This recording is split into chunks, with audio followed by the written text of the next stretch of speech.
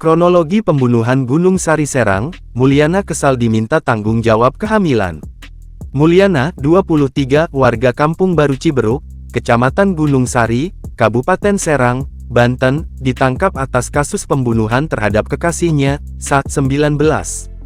Kasat Reskrim Polresta Serang Kota, Kompol Salahuddin, mengatakan Mulyana ditangkap tanpa perlawanan di kawasan Pabuaran, Sabtu, tanggal 19 April tahun 2025. Saat ini, pelaku sudah dibawa ke kantor Polresta Serang Kota untuk menjalani pemeriksaan, kata dia, Minggu tanggal 20 Mei tahun 2025, dikutip dari tribunbanten.com. Pembunuhan ini bermula saat pelaku mengajak korban membeli bakso di wilayah Ciamas. Korban dijemput di rumah kakeknya di kawasan Cinangka, oleh pelaku. Dari warung bakso di Ciamas, pelaku mengajak SA ke peninjauan dengan dalih membicarakan soal kehamilan korban. Meski sempat mengobrol di peninjauan, pelaku kembali mengajak korban berpindah tempat. Kali ini, ia meminta diantar korban ke Gunung Kupa dengan alasan transaksi cash on delivery COD.